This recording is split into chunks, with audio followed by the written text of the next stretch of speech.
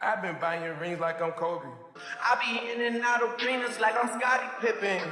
Left my elbow in the pot, a la Vince Carter. Bitch, you wasn't with me shooting in the gym? James Harden with the range, junkie nigga way back. Coach, they won't knock me off my pivot. Get it. Niggas underrate me like Jaylen Brunson, but yo, I'm leaving with something. Been flowing stupid since Vince Carter was on some through the legs arm and a hoop shit. Fresh Prince jacket, boy, I cook them to the inside out. Ladies and gentlemen, if you don't know, now you do. Uh-huh.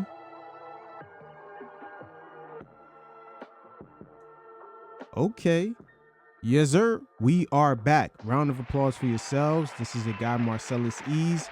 And of course, we're taking you off your daily algorithms and just getting into some good stuff from around the league that we all love. And I gotta say, the NBA right now is going through a crazy period. A lot of transitions, a lot of changes. But we're gonna get you plugged in.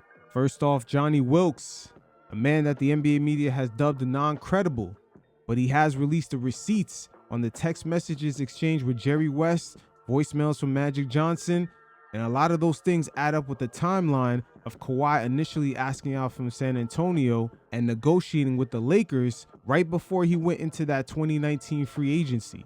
That's the beautiful thing about this current day media landscape. Guys do have the opportunity to make their voices heard.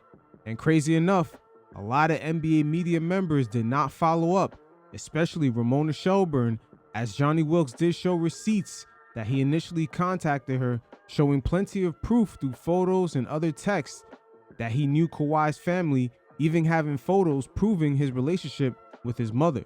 Again, we're going to get into a nice bag with that one.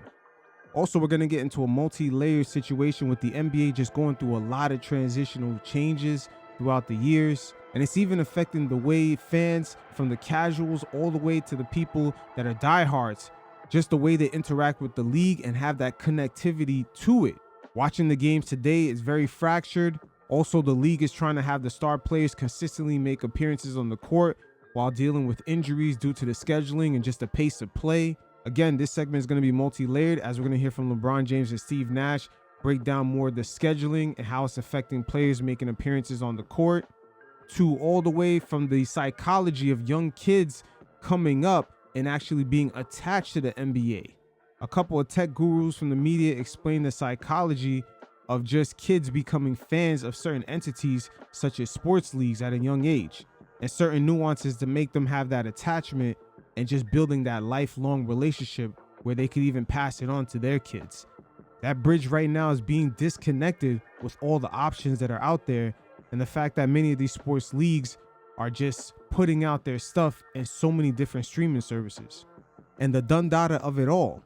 In the last part of that segment, we'll touch base on the compensation side, as certain guys who are not necessarily household names will be making well over $70 to $80 million a year.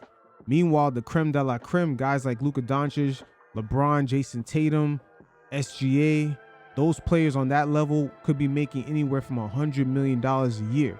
So we'll dive deep into that as the media and fans begin to disconnect from players earning potentially $1 million a game. Adam Silver has a lot to juggle because the perception and the optics of these things may not fare as well. And last but not least, when you're not on the agenda, volume 1 of my brand new series right here, as we'll cover Jaylen Brown and the disconnect from his on-court performance versus how he's perceived around the NBA. Some of the national media members around the NBA are starting to wake up to the reality that Jaylen Brown's career at this point is either on the same par or even better than Jason Tatum's. Matter of fact, we'll also hear from Jaylen Brown himself as he lets it be known that he is one of the best two-way players in the NBA. All right, so this one's going to be a good one right here. As I'm always stating, it's great to take some of you fellas off your daily algorithms and plug you up to some good shit. As in this segment, we'll hear directly from Johnny Wilkes, a man who's been a 40-year friend of Uncle Dennis, as well as Kawhi Leonard's family members, such as his mother. And this story is very nuanced, as he provided a lot of text messages that line up with the timeline, as well as flight receipts, voicemails left from Magic Johnson, as well as Jerry West. And as we go through this story, for those of you that are watching the visual version, you'll get to see a lot of the text messages, especially some of the ones that was exchanged with some of the more prominent NBA media members, as they did not want to touch this story, such as Ramona Shelburne. She's the very same individual who gave Steve Ballmer that softball interview on ESPN as he tried to defend himself with the whole cap circumvention situation. So this story is very nuanced, but we're going to get into it as there's multiple layers. And when it comes to Johnny Wilkes, with this whole Kawhi Leonard cap circumvention storyline shit that's been going on for the past few months, his name throughout the media, they have branded him as an uncredible source. I even had to catch myself to a degree, as when he spoke, I looked at a lot of things with a very keen eye. But we are in the informational age, and there's a lot of receipts that do add up. And let me add this before we get into the segment. The real key giveaway to this story is how now we see the NBA and their handling of Steve Ballmer and this whole cap circumvention, the way they've approached him with kid gloves, even on the media side. That's perhaps the biggest takeaway. The fact that 95% of the NBA media has not followed up with Pablo Torre's story regarding Steve Ballmer. He has definitely been great business for the NBA as he increased evaluations across the whole league. But again, for those of you that are listening, on the visual version of this, I'll include a link in the description below. You will be able to see a lot of the receipts as far as family photos, text messages, flight bookings, hotel bookings, etc. This shit is definitely going to get juicy, as we'll hear from the man himself, Johnny Wilkes. You guys check it out, and every once in a while, I'll check in. He filed a lawsuit regarding the signing of Kawhi Leonard to the Clippers. I helped them through the process, gave them information and things like that for them to know when they went to meet with Kawhi. But you have to understand, this didn't just start with the Clippers. This started with the Lakers when he wanted to be traded from San Antonio. Dennis Roberts. I've been knowing Dan since high school, so it's since around 1978. We met in high school. He was playing junior varsity. I was playing varsity. And then the following year, he moved up to varsity. And during his senior year, he lived with me, with my parents. You have to realize he wanted to be traded from San Antonio. So it was a report that came out on ESPN that he wanted to be traded. So you have to realize he didn't tell anyone. He didn't go to the Spurs. They went to ESPN first, released it, then asked me to go in and talk to see if I can get a meeting with Magic. So I got the meeting with Magic at first. So at first I was trying to get a hold. I played with Magic. I knew him. I just didn't walk into his office and say, I can get you Kawhi. Now right here, we're going to learn that the Lakers were in play for Kawhi until Magic Johnson had resigned when he was team president. Kawhi in June of 2018 had asked for a trade from the San Antonio Spurs. Magic Johnson was made aware that Johnny Wilkes was the man to speak in order to get Kawhi to the Lakers. My sister, Sparkle, and all of them try to inquire if I can, get a meeting. Pam Rose. Pam Rose, they all work for the Magic Johnson organization? Pam Rose used to work for Magic. Okay. I don't know if Sparkle and my sister did any type of work for Irv or not, but that was the relationship. And I kind of knew, Irv, my brother, James, he played in the league. I was always in the gym. So Johnny Wilkes had connections with people that worked around Magic Johnson. And now we're going to find out how he connected with Jerry West, which is really through a boxing promoter, Sam Watson, who worked alongside Al Heyman. That's the guy that really brought Floyd Mayweather into the prominence and made him that $100 million man. But Sam Watson is the real connection, as he knows Jim Gray, who is best friends with Jerry West. Shit, there's even photos of him and Jerry West just doing daily shopping together. And I was doing some work, and Dennis said, "What's up with your boy?" And I'm like, "Who, Dennis? Who you talking about?" And he said, "Magic." I said, "What about Irv?" He said, "You ain't been watching TV?" And I'm like, "What?" So then I turned it on, then I see he resigned. So today, I'm going to step down as the president.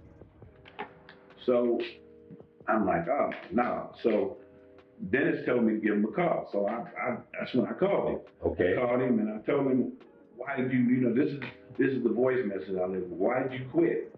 He was going to sign with the Lakers. It was a press conference down at the Staples Center. I think the Lakers playing tonight. Oh. So I called Sammy. Sam Watson. I called Sam Watson. Okay. The boxing promoter. Right. That's the boxing promoter that works alongside Al Heyman, basically the man that started the PBC. That is the entity that Floyd Mayweather fights under. Al Heyman is a Harvard graduate, and he is the reason why Floyd Mayweather was getting those $100 million checks, allegedly, because even them two had a falling out. And for those of you that are not familiar with the boxing world, there's a lot of shady business involved within it. You know, I went through him. I had a choice. I could either go through Dane Soto or Sammy Watson. Okay, and you chose I chose Sammy because he was in the boxing, big time boxing. Right. Him and Al Heyman. So I chose Sammy. So you called Sam Watson? Yep. And then we eventually went down to the time it was called the Staples Center. Yes. We went down to the Staples Center to see if we can meet with her, but by the time we got there, he was gone. I got another phone call from Sam. Yes. I didn't get a phone call. We were actually that day, and I guess he had already been talking to Jim Gray and Jerry West. Sam Watson. And the connection Sam has with Jim Gray is through Showtime Boxing. Correct. Right. And Jim Gray is the sports reporter. Sports guy for Showtime, right? Yeah. So there's that connection. And Jim Gray is good friends with who? Jerry West. And Jerry West was a executive/consultant for the Los Angeles Clippers. Keep in mind, Steve Ballmer, around early 2019, he was trying to secure the land all around Inglewood in order to construct that new stadium. So he needed a big fish. And as we could see with the cap circumvention story, he was willing to go all out. So there's that connection. And Jim Gray is good friends with who? Jerry West. From my understanding, they were best friends. But back up to that conversation with me and Sam. Okay. So Sam, you know, he had called me and we talked, and he's talking about, you know, what do you think about the Clippers? Could you sell the Clippers to them? When I say them, I mean Dennis and Kawhi. Mm-hmm. So, and then I'm Clippers. So then he said Steve Ballmer. So it kind of like clicked to me, Ballmer. We can sell Ballmer. We can't. The Clippers is, you know, that's just part of his little, you know, he has so many, you know, he's a man of money, so he has a lot of businesses, right? So that's part of his business. Okay. So that made sense to me. So that's why I started selling Ballmer. I sold Ballmer, everything. So they had arranged a meeting. Who is that? Jim Gray and Sam Watson. Had arranged a meeting for you to meet with Jerry West? Because Sam knew I was coming to the game. Right.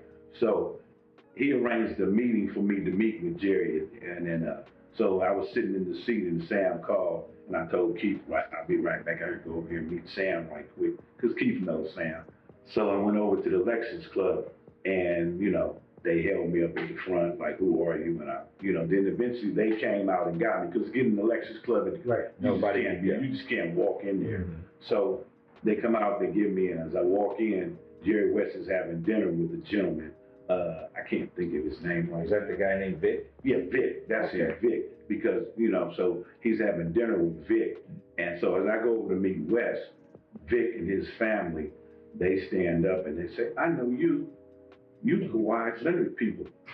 You guys did my son's birthday party. And I said, yeah, I remember you. Yes. So Jerry West hears this, right? Correct. Okay. What did Jerry West do when he heard this? Well, he perked up like a broad, you know, because he's all. He perked up like a broad. Jerry West was like, fuck them Lakers. They ain't getting Kawhi. I'm about to get him right now. He already knows that Jim Gray and Sam have told you that you're connected with him. Yeah, but Sam has told me that's his best friend. Yeah, you know, okay. They're always together. Right. They've been to fights before, you know. Got it. Okay, so Jerry West hears this. Now, does Jerry West approach you and talk to you? Yes, we're talking, and we just had a little conversation. He's selling Kawhi, you know, how good, but Q already know this. And, you know, I want to just tell him he's the best, you know. So shit, he was. Yeah, absolutely. And he still is to this day, once he's healthy. Yeah. So, and I kind of, you know, and then after that, Sam asked me, did I want something to drink? So we went over to the bar. I got a beer, a Heineken. Mm-hmm. And, you know, and I said, Sam, well, shit, we have met, you know, I'm out of here. So as I was walking out, Vic, he gave me his number again so he can give it, so I can give it to Dennis. So I think they want to do some more business or something. Okay. And then after that, as Wes saw me, he ran over to me like a woman, you know, hey, you know, here, take my number. You can come to any Clipper game or anything. Just, you know, well, they both were still calling me. Who we took? Irving and Wes. Okay, Irving and Wes. He actually told me that he just talked to Dennis and Kawhi, and he doesn't do text messages, and that, you know, to ask Dennis, because he said Dennis had just called him, so he was telling me to tell Dennis to call him. Magic Johnson, keep in mind, at the time, he was getting hit over the head with a lot of fines for tampering. He was making appearances on ESPN, saying a little bit too much. Same thing during the late night shows. Magic had a lot of heat on him. So just making the excuse that, hey, I don't do text. Behind the scenes in the NBA, they understand not to leave no evidence, as I do believe there is a huge tampering culture that us as the fans are not necessarily been made too privy of. Matter of fact, we're going to listen to Magic Johnson's voicemail that he left for Johnny Wilkes. Hey, Johnny, this is Irvin. Dennis wants my cell number. He wanted me to text it to him, but, you know, I don't text.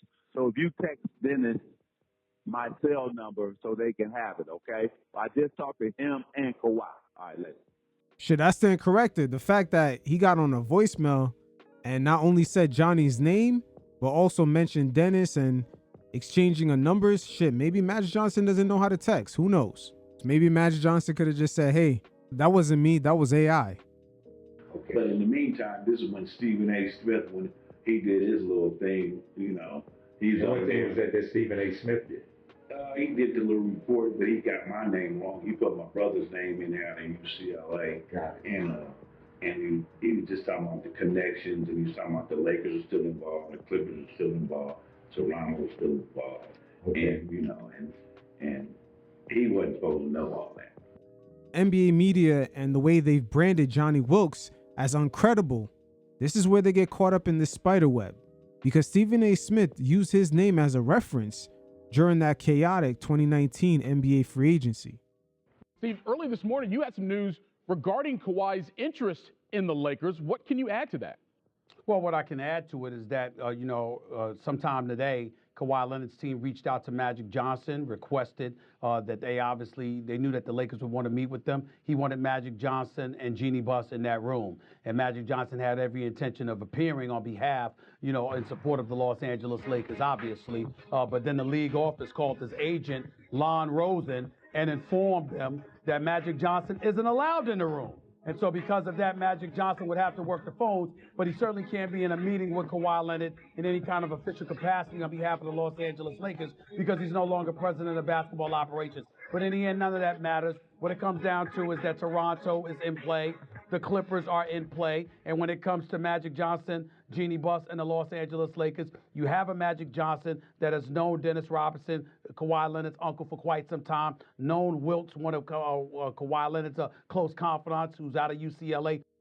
You and Sam had a telephone conversation with Jerry West. Yeah, this was right before free agency. Before free agency. Yeah, it was about a few days, and West was calling, and Sam, and Okay, share with me what that conversation was like. James, that conversation was kind of nasty. He talked about Dr. Buss. He talked about Jeannie. He talked about her like, she was somebody from the street. He gave a lot of business that, I didn't need to know. Yeah, it's unfortunate that Jerry West had a fallout with the Lakers in the manner that he did. But right here, Johnny Wilkes is going to speak in the beginning of the fallout between him and Uncle Dennis. Something seems off. It's almost as if Uncle Dennis was shopping Kawhi around himself. And after a lot of the paperwork was revealed by Pablo Torre, Uncle Dennis is really about his money. He does not want to leave a penny on the floor. So the real question is, why the fuck would he allow someone else that's just a family friend to shop Kawhi Leonard around and take a percentage of some of that pay? It was going to be a horse game on national TV before the Pacquiao and Thurman fight with Pacquiao and Kawhi playing a horse game. Mm-hmm. So I was texting Dennis, and Dennis was responding back to me, and Dennis said that Kawhi was busy at this time. So I got back with Sammy and I told them that he was busy. So they even changed the date again. So you're telling me Sam Watson and Al Hain were trying to set up a harsh game with Kawhi Leonard on Fox with Manny Pacquiao. Correct. Before his fight with Thurman. With Keith Thurman. Correct. Did that happen? No, because Dennis, he bullshitted me the whole time. He said that Kawhi wasn't available, and I don't think that was true. Okay. And because I found out something later on down the line, when Kawhi had signed with the Clippers, and we were over in the Ritz-Carlton Hotel. It was a question that, when I walked in the room, it was me, Dennis, Jeremy, Kawhi. Kawhi was laying on the bed, and Kawhi's longtime friend. So we're just sitting there and we're talking. Then out of the blue, Kawhi had this after he signed with the Clippers. He had already signed with the Clippers. So he had asked me what happened to my meeting with Al Hain. So I'm like, huh? I'm looking like, I looked at Dennis, but before I can say anything else, Dennis is talking about a federal case I had. So I'm like, where is this shit coming from, So it kind of like threw everybody off. So I never got a chance to answer Kawhi, but, we're going to answer him in this interview. Absolutely. Because I got a lot of stuff that I want to just say that, after he asked me that, I'm like, here's all these text messages. I have meetings set up with you and Al, and it's your uncle. It is Uncle Dennis. He keeps, talking about that you're busy, you can't do this. So Uncle Dennis was kind of gatekeeping and trying to make this he was not doing happen. more than gatekeeping, because listen, we flew them in for the fight. I had my sponsor. They paid big money. They flew them in, they flew them in the Lear, everything. They flew them in the fight. Once again, with Pablo Torre's investigation, you can kind of get an idea of Uncle Dennis's personality. The fact that he asked the owners of the Maple Leafs for a percentage of the team, knowing that they're owned basically by a corporation, and they're pretty much, I believe, a publicly traded company, the entity that owns the Maple Leafs and the Toronto Raptors, and he asked for a piece of that. So he leaves no stone unturned. He wants all of his money. Johnny Wilkes just shopping Kawhi around himself. That sounds like something that Uncle Dennis would not let happen, especially when you have a big fish in Steve Ballmer, as wealthy as he is, being a new owner and looking for a big fish, especially with that new land acquisition over there in Inglewood. He sent me this text and said these are all the billboards that they were putting up around Los Angeles to try to recruit Kawhi, So he sent me a picture of it. I sent that picture to Dennis. He said he'd seen it before. Mr. West sent it to me. Did Kawhi want that trade to happen? Did he want Paul George? Yes, that was relayed to me that he wants Paul George, because I was trying to talk to Dennis about Jimmy Butler. He was a free agent, so I think he was with Philly then. He was free, and I knew some people that knew him, and I knew they were playing up at Loyola Marymount College. And I kind of asked Dennis, but Dennis said he had already reached out to his people, and I guess Jimmy didn't want to report to the Clippers, So it was back to Paul, and that's who they wanted. But I got to tell Dennis, I tell him, but I don't think Paul's the right, And come to find out, if really he wasn't the right choice for you. And that was Paul George coming off top 3 voting for MVP. That was definitely one of his best years in the NBA. It leaves a lot of us to wonder, what the fuck did the rest of the NBA owners think when they saw the lowly Clippers all of a sudden was able to woo Paul George into getting traded and also landing Kawhi Leonard? You told Jerry West that in order for him to sign with the Clippers. Listen to me, James. If they don't get Paul George, Kawhi goes back to Toronto for 1 year, and then the next year he's back on the market. Going back to Toronto, because after Irv quit, like I told you, the Lakers were kind of like out of the picture. He wasn't fooling with Pelinka. He's an agent, and so it was like. Hey, Laker fans, do you hear that? You guys were out of the running for Kawhi as soon as Magic Johnson was out the picture. Rob Pelinka, in a way, outside of that Lakers building, he does not have a lot of trust. Even Magic Johnson, when he quickly resigned as a team president, he kept on throwing a lot of hints that Rob Pelinka has something to do with it. Eventually, the Clippers ended up getting Paul George. That's the only way it was going to get Kawhi. And you told them that was the only way they were going to get Kawhi. And it seems like Sammy, and he related to Jim Gray, and Jim Gray related to Jerry West, his best friend. Okay, so Jerry West now knows in order for Kawhi to sign with the Clippers. Correct. They're gonna have to sign part of it. That's why OKC asked for so much. And but let me just say this, James. When I talked to Dennis, I told him there's one kid you shouldn't give up, and that's Shane, the kid for OKC now, Shane Gilgeous-Alexander. Yes, I've watched him through his career at Kentucky, and I knew he was gonna be special. I told Dennis to try to keep him, and the whole deal, do not give him up. But OKC wasn't too. That's the first person they asked for. They gave up so much for Paul George, which I wouldn't have did. Right. That was stupid. Tell me about about Jerry West. It's been intensified. Jerry West is talking to you now. Talking to you even more so now. Talking, texting, and they're leaving voice messages. Hey, tell Kawhi, let's go and win these next 7 or 6 championships in the next 10 years, with the Lakers. Him, LeBron, and AD, man, that's 6 or 7 championships in the next 10 years. He'll have his statue right out in front of the Staples Center, man. And he'll probably be a billionaire. And that's what I'm predicting. With the Lakers, woo, it'll be amazing. All right, bye. Look at Magic Johnson throwing some fucking sauce on that. He'll be a billionaire. Magic, if you believe that, why the fuck did you resign so quickly? Riddle me that. But now we're going to hear a second voicemail from Jerry West, as he himself confirms back in 2019 he believed Kawhi was much better than LeBron. Hey there. Excuse me, this is Jerry calling. I really want to thank you a lot for trying to help.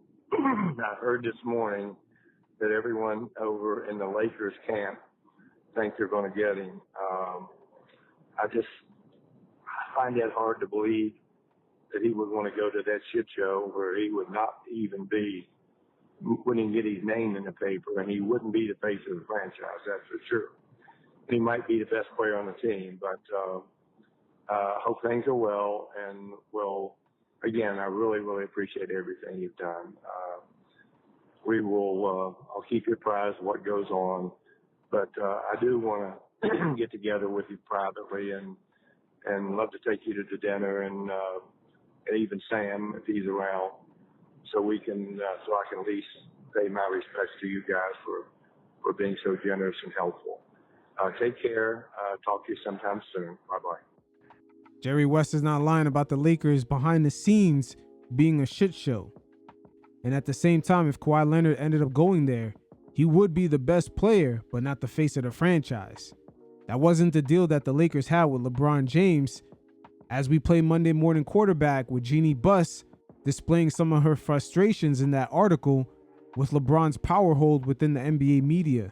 We as the NBA audience after the sale of the Lakers found out there's a lot of moving parts behind the scenes fighting for position.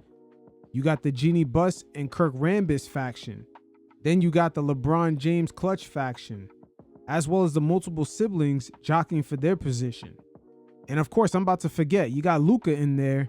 He's trying to figure out what the fuck is going on.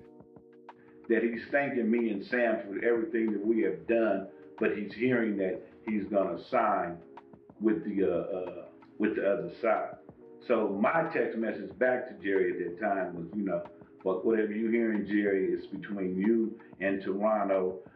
When you guys go meet with Dennis Kim and Kawhi at Doc's house, to sell life after basketball and all those type of things. Yes, I want to be compensated because I have my own business, and here I am. I'm flying here, flying there, and I'm paying all this out of my pocket. And then sometimes I went through a sponsor, but I'm paying this out of my own pocket. So I'm flying to San Antonio. We helped Kim move. Now, for those of you who are watching the visual version, he's providing a lot of receipts through the iMessage. It's dated. Everything is sort of in a perfect alignment. You got the family photos showing that there was a connection for years through multiple family members. You got flight bookings, the voicemails, the text messages. I'm not going to lie, I was kind of shocked when I seen everything sort of added up. even though the NBA media all across the board have painted Johnny Wilkes as uncredible. And it's just other different things like that. So yes, I want to be compensated. So, okay, He's the best player in the world. Had you informed Jerry West that you wanted to be compensated? Yes, West knew I wanted to be compensated. And how was West going to compensate? It was through 501. No, but how much did you ask for? Let me ask that. $2.5 million.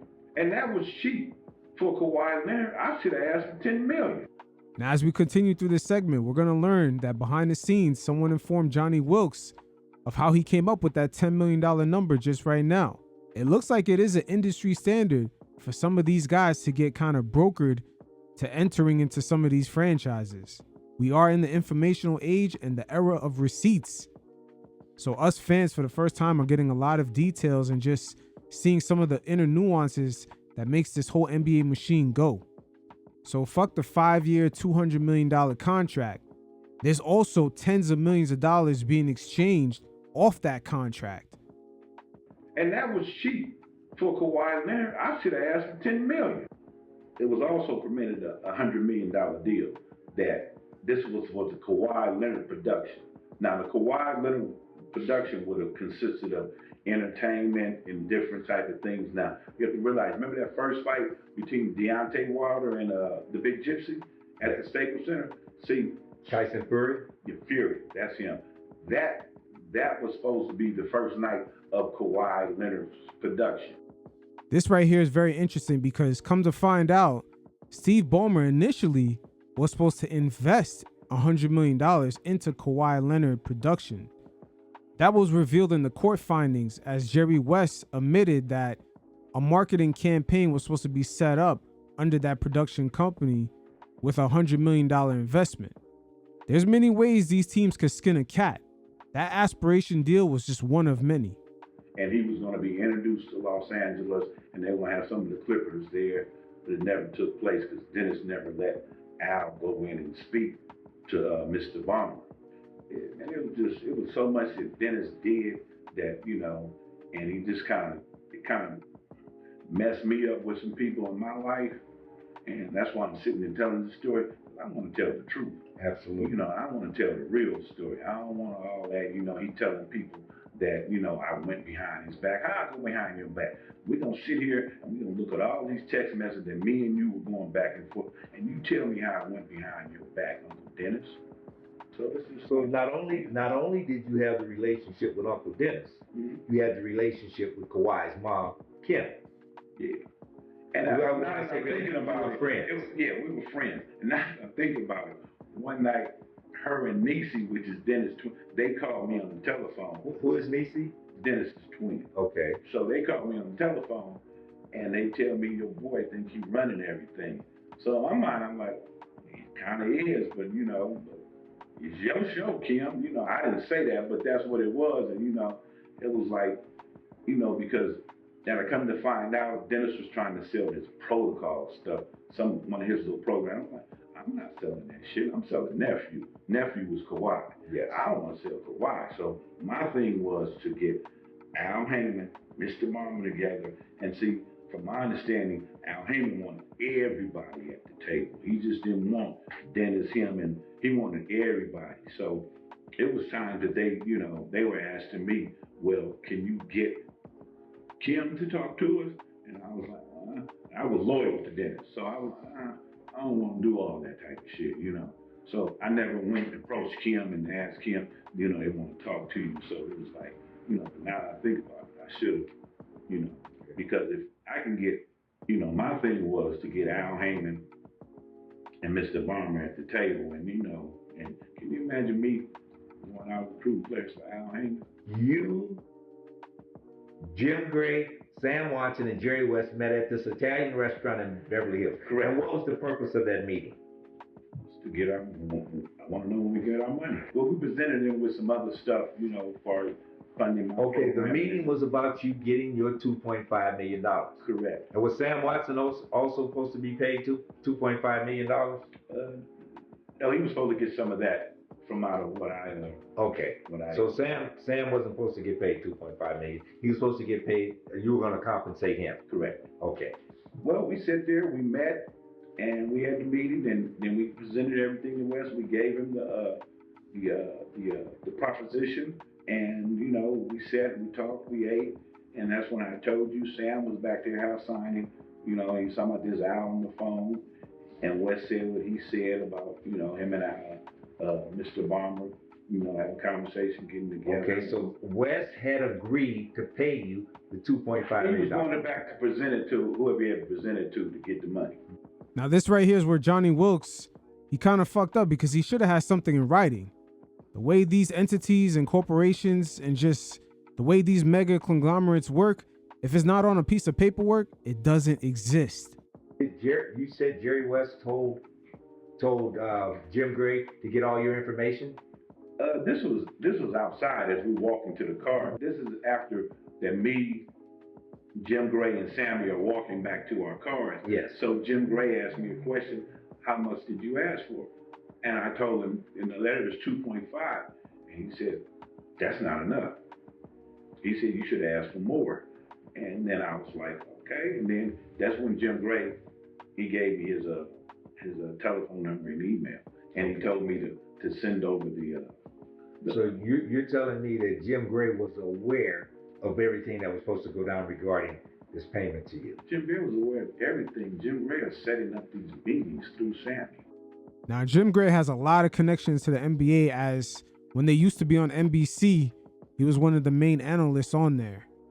But the fact that there's so many hands in the pot of this whole transaction of just brokering Kawhi Leonard to the Clippers, something is not right. One of these guys got to be a smokescreen.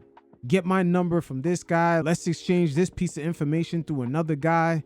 I've seen Adam Silver sort of create the same distance when it comes to the investigation with Steve Ballmer. They have the outside law firm handling it, and the way he worded it to the NBA media is that he's gonna come down on the ruling based off the law firm. So the law firm said to do this, and my ruling is based off of the law firm who did the investigation. Same thing when he passed down the 65-game rule, or when he started to make statements about getting back to basketball. He mentions Joe Dumars. He's always adding a buffer between his decisions and just relaying that information to the media. So fast forward right here, Johnny Wilkes gives some insight into how he was trying to get his money even after Kawhi has signed with the Clippers. And once again, this is the importance of getting the paperwork down, because if there's no paperwork on any type of promise of payment, that shit does not exist. And Johnny Wilkes is way too old not to fucking know that. And what was the deal? They were gonna I never read it. It was something, you know, you're gonna find him $10 million and do this and do all and that. this was based on what Dennis was trying to do? I guess what Dennis was doing is negotiation. You know, Sammy called me and asked me, he said the Clippers that, you know, Wesley, delete everything, you know. Are you know, regarding the conversation and everything that had taken place. But me, I'm like, you know, dealing with the courts and everything, and I've dealt with the courts before, and I'm not gonna delete shit. I'm about to save more. Because I'm like, well, I'm gonna delete it for this. I'm gonna get paid. Absolutely. So, you know, I'm like, I'm not gonna delete that. I started saving more. He even sent me the story of the ESPN with it. Who sent you the story? Sammy. Sam sent you the story? I got a text message. Okay. Too. Okay. Now right here, Sam sends him a story letting him know that right now the Clippers have a lot of heat as the league is investigating them for tampering with the Kawhi Leonard free agency. There's a lot of red flags that should have been going off on Johnny Wilkes' head. Why is Sam Watson texting him about this situation? And he's sort of acting like it's an emergency. Once again, there's way too many buffers in between Johnny Wilkes and the Clippers. And this has been a masterclass on creating distance by the Clippers. Make no mistake about it. So you don't get paid. Nope. So now we're going through 29. We're in 2020. Kawhi's playing with the Clippers. They're having their season, and you still haven't gotten paid. But during that time, had you talked to Wes? Yeah, we were still communicating. I saw him at a boxing match that me and Dennis was at. Yeah. And, it was the one at the Forum. I mean, not the Forum, the Staples Center. Yes. forgot the two boxers, but we was there and we saw him afterwards. And he said he had been trying to get in contact, but he was calling the 818 number. And I'm like, that's not my number. I know who number. That's Sammy's number. Right. So he was calling the 818. So I gave him my number that day, and then we started communicating. That sounds like a lie to me, because Jerry West earlier, he left a voicemail. He let it be known who it was, and he exactly knew who he was talking to. So how the hell, all of a sudden, when it comes to knowing that he owes a payment, all of a sudden he's dialing the wrong number? Get the fuck out of here. This is a beautiful thing when you get older. Like when you get up to your 80s and 90s like Jerry West was, you get to use that excuse of just, I didn't know what the fuck I was doing. Old age.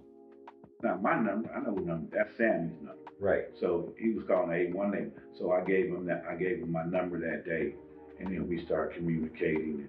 Okay, and what is Wes saying at that time about you getting paid?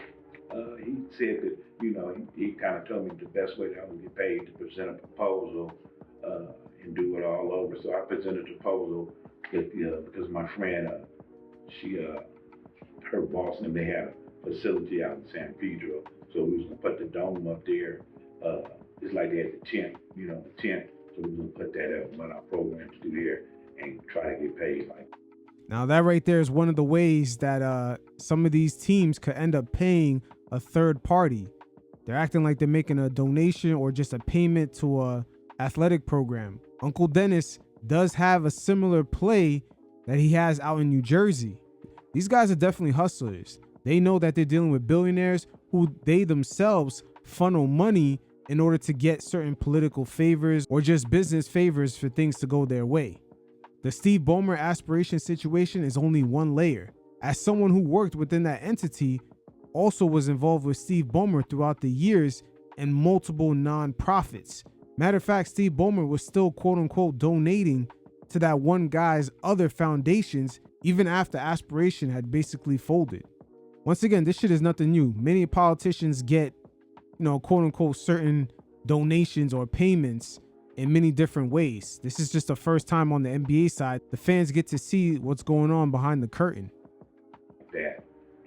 But then when I talked to this lady that's saying that she writes proposals, and I kind of explained to her, and she was like, well, what makes you think they're gonna give you the money? And then that's when I said to her, Sam haven't told you the whole story. She said no. So after I explained everything to her, she said, you don't need no proposal. You just need your money. You just need to get paid. I just need to get paid. And the NBA to this day has not done anything to the Clippers or in Jerry West, he's since passed, rest in peace. Nothing happened to Jerry West or the Clippers regarding the tampering. No, nothing. Not a thing. And the NBA right now has all of that information. They have all of that information. They have that and more. And have not done nothing to the Clippers or Jerry West. No. Matter of fact, the Clippers have released a statement in response to Johnny Wilkes' story. And they named the accusations, quote, inaccurate and baseless. This is funny because this was sort of the same response that they had with Pablo Torre when he first asked him for a response before he released his initial reporting for the first time. The Clippers let it be known that his accusations were false. But then after Pablo had published his reporting for the first time, they actually responded to ESPN.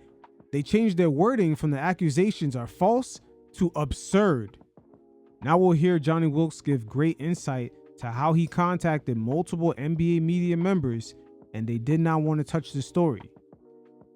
But on the flip side of that, a few years ago, they fined Miami and Chicago. They finding everybody except the Clippers. So that's another reason why you're doing this interview, because you want to let people know that everybody else, every other team in the NBA, many teams have been fined and take draft picks taken away. And a lot of these fines kind of went under the radar. Look at Daryl Morey. Almost 3 years in a row, he got fined for tampering in 2020, 21, and 22. And who would have knew? Magic Johnson even got caught up with Paul George back in 2017 before he decided to re-sign with OKC. They're going to protect Ballmer. The man has bought damn near all of Inglewood. He's bought damn near, he's bought He's bought the whole city of Inglewood. So he put a big stadium over there. He's bought land over here, land over there. They ain't gonna do nothing to him. And people have told me, because I know quite a people in the NBA. They're not gonna do nothing to the local embalmer. They bringing big business to the NBA. That's just like me trying to get this out. I've been trying to get it out. I talked to what's her name? Ramona Shelby. Yeah, Ramona Shelby. Now look what we have here. For those of you watching the visual version, he not only sent Ramona Shelburne a group of photos showing how he had a relationship with Kawhi's whole family for many years, but he also notified her that he has certain receipts, especially on a notable person like Jim Gray.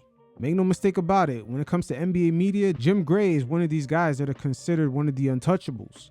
But Ramona is the very same reporter back in 2025 when Steve Ballmer had showed up at ESPN overnight, gave him that softball interview, and allowed him to tap dance around a lot of questions. Matter of fact, her questioning was not even difficult at all.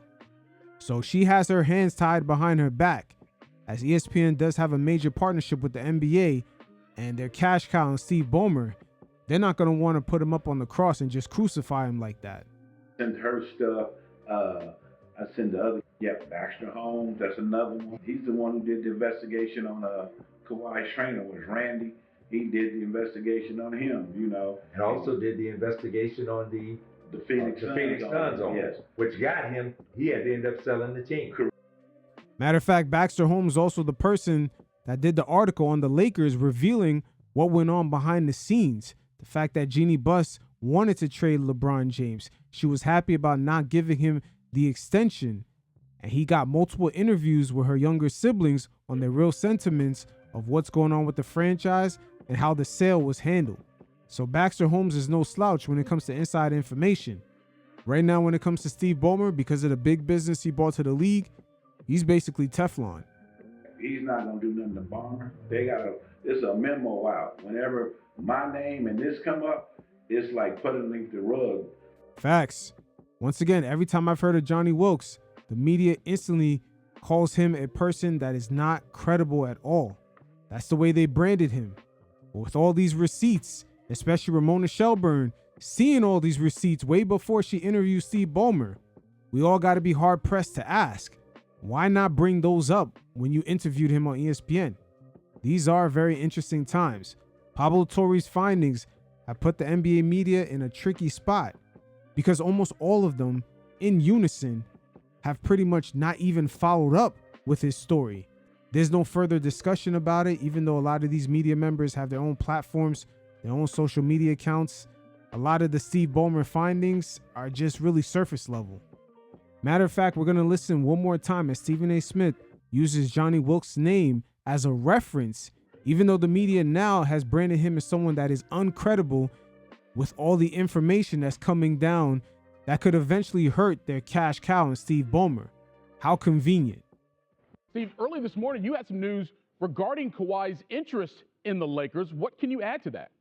Well, what I can add to it is that, sometime today, Kawhi Leonard's team reached out to Magic Johnson, requested that they knew that the Lakers would want to meet with them. He wanted Magic Johnson and Jeannie Buss in that room. And Magic Johnson had every intention of appearing on behalf, in support of the Los Angeles Lakers, obviously. But then the league office called his agent, Lon Rosen, and informed them that Magic Johnson isn't allowed in the room. And so because of that, Magic Johnson would have to work the phones, but he certainly can't be in a meeting with Kawhi Leonard in any kind of official capacity on behalf of the Los Angeles Lakers because he's no longer president of basketball operations. But in the end, none of that matters. What it comes down to is that Toronto is in play. The Clippers are in play. And when it comes to Magic Johnson, Jeannie Buss, and the Los Angeles Lakers, you have a Magic Johnson that has known Dennis Robinson, Kawhi Leonard's uncle, for quite some time, known Wilkes, one of Kawhi Leonard's close confidants who's out of UCLA. So now we're going to hear from Johnny Wilkes give some insight towards what happened with his case. That was basically him versus the Los Angeles Clippers and Jerry West. Okay, let's talk about the court case. Mm-hmm. You were deposed? Correct. I did a deposition in my attorney's office, yes. Jerry West was deposed? Jerry West was deposed. Jerry West sat in on my deposition and tried to stare me in the camera, and I stared right back at him. And Jerry West, knowing that you had helped him sign Kawhi, turned against you. That is amazing. Jerry West knows that he left all those voicemails, all that evidence, and everyone, including the league, has this information. Once again, Johnny Wilkes had texted Ramona Shelburne back in February 2024 that he had all these receipts. Matter of fact, let's listen to Jerry West and the voicemail he left for Johnny Wilkes. But I do want to get together with you privately and love to take you to dinner and even Sam if he's around, so we can so I can at least pay my respects to you guys for being so generous and helpful. You see how vague that voicemail was? These guys are really good. They covered all their tracks. Once again, with Johnny Wilkes, he should have had something in writing, because if it's not in writing, it does not exist. Even though he has no evidence and it's unfortunate, there's still something that smells fishy right here. He turned, and not only did he turn against me, Sam Watson turned against me. I don't call him Sam, I call him Uncle Sammy now. And Uncle Dennis.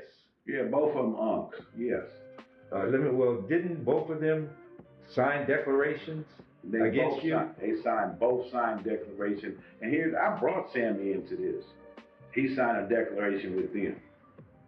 Then he's gonna tell me he didn't get paid. Come on now, fuck out of here. You got paid. Facts. Sammy Watson, come on, man. You come out of the boxing industry.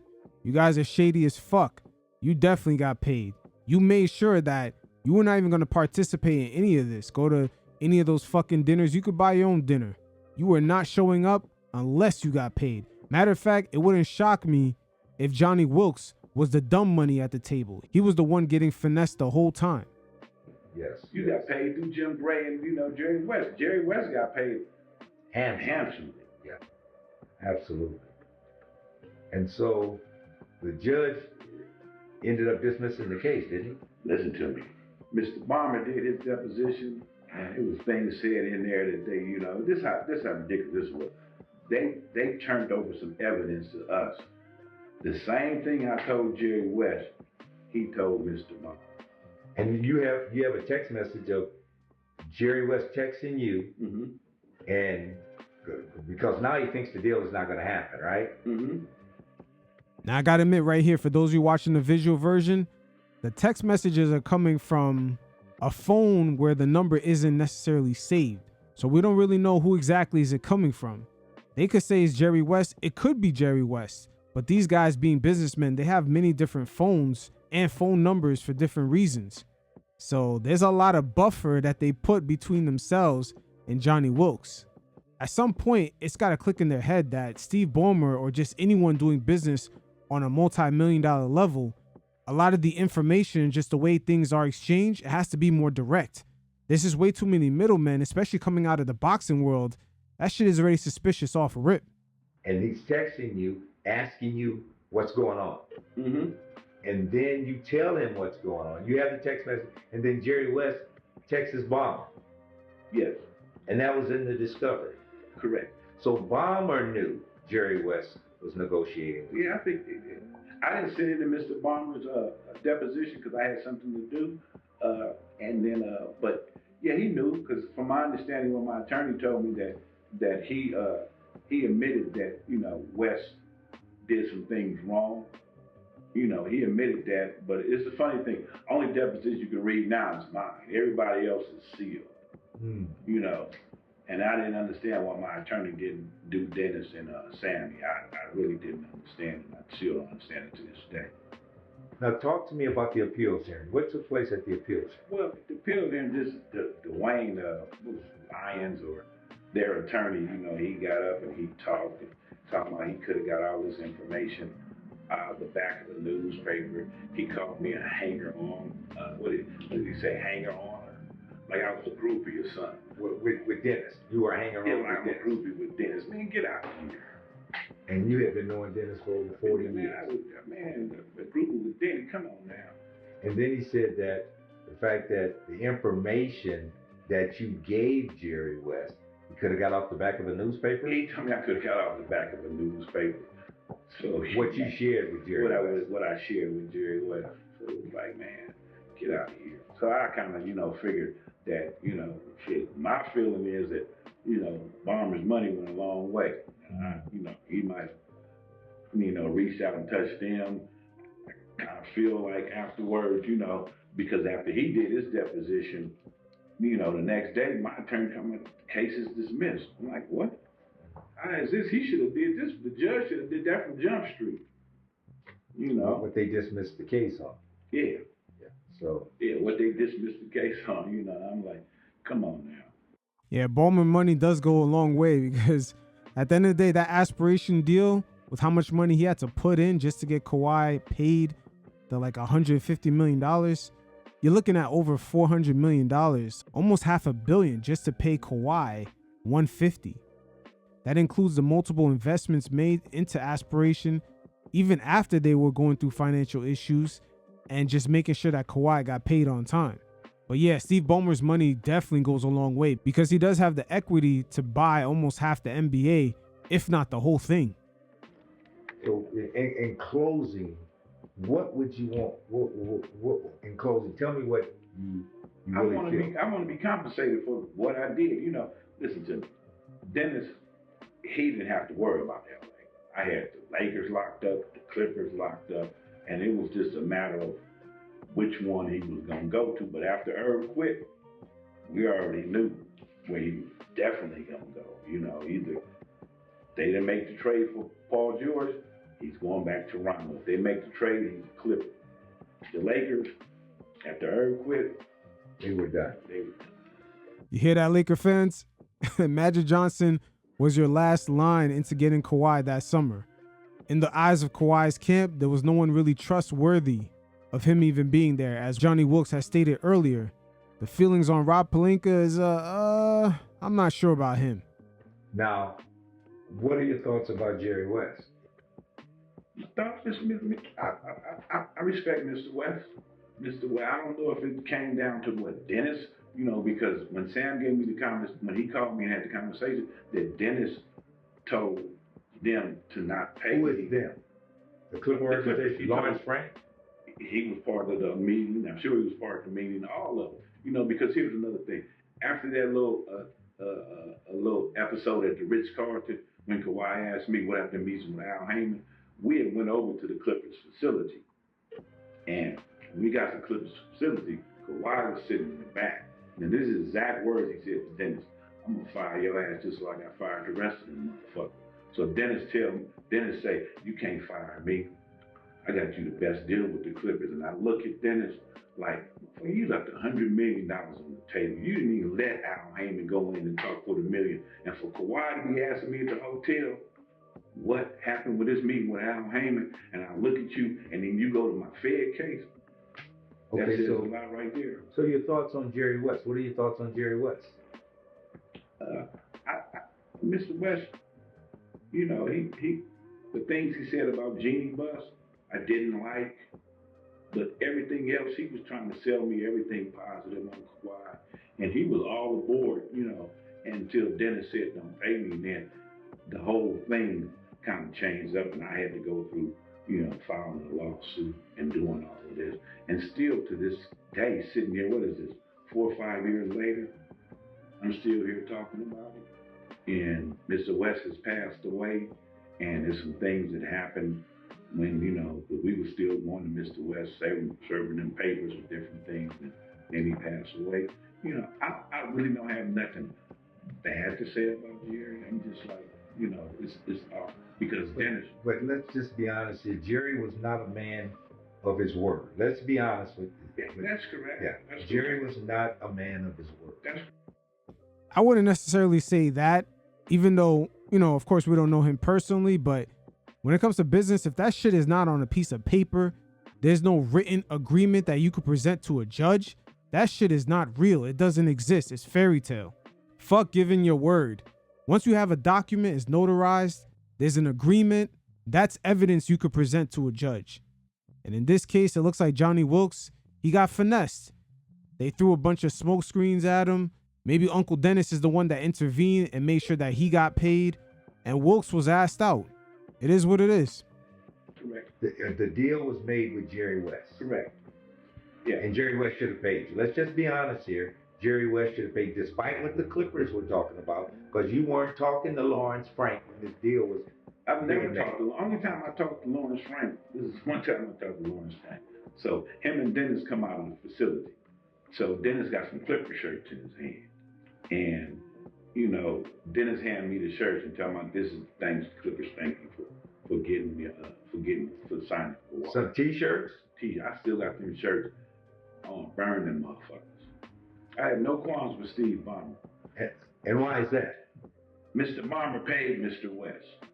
And Mr. West, I'm sure he distributed his portion of money to Jim Gray and Sam Watson. And I was the low man on the podium, which I was really the man. And they never paid me because they thought I was just a nobody, that I wouldn't fight it, that I wouldn't, do anything. Just the night that I filed, I had so many phone calls I had from my pastor at my church, Sam Watson called me. Everybody was calling me, asking me to drop the lawsuit. It was my pastor even called me, talking about Sam wanted to talk to me. He got money. I don't want no money. I want the money that Mr. West owed me. I did this deal. Hey, it is what it is. It sounds like a whole story of fuckery, I'm not going to lie. But at the end of the day, there is a whole economy of these guys choosing what teams to go to. As I do believe the part with Jim Gray letting him know that he could have got way more money than the 2.5 he was asking for. And that's the beautiful thing about today's media landscape. Johnny Wilkes is able to get his side of the story out, even though throughout the mainstream part of the NBA media, they have labeled him and just branded him as an uncredible source, a guy that's a hang-around. But with all the evidence he has provided, he's known Kawhi's family for years, multiple family members, including his mother. So it is what it is. I'm sure more details will eventually come out on this whole Kawhi Leonard and how he got to LA. This shit is multi-layered, and it's revealing a lot of the inner nuances that are going on behind the curtain, behind the scenes of this whole machine we like to call NBA free agency. So in my previous segments, I'm always stating how it's great to sometimes unplug from your daily algorithms and get into some more nuanced topic, as this right here is going to be very multi-layered on the NBA going through way too many changes in a short period of time. Make no mistake about it, it is having an effect on them retaining the attention of the casuals that they already had and also acquiring new fans. For some of us, we do see it in our everyday lives, as some friends of ours who used to be diehards of the league or just even on a casual level, the connection is not as strong as it used to be. It's very apparent, especially if you have family members or children of your own that are around the ages of 12 years old all the way up until I would say 23. They're not as connected with the league. So again, in this segment, we're going to get into it, and it's going to be multi-layered. As first, we're going to hear from a couple of tech people explain the psychology of kids being fans of these sports leagues very early on. And then we're going to hear from Steve Nash as well as LeBron James about some of the scheduling changes and how it's affecting the on-court product. And last but not least, we're going to hear from a media member as there's slight confusion on how much money a certain player is eligible for. Again, the league has gone through way too many shifts in a short time span, and we're about to see guys be eligible to make well over $80 million a year. It's been a lot to take in. Adam Silver has structured this league now to be on multiple streaming services, while from the everyday casual to the super diehard fan has a plethora of options to keep themselves entertained. So first off, I'm going to start off with a couple of hosts from across the pond from the show called The Unofficial Partner.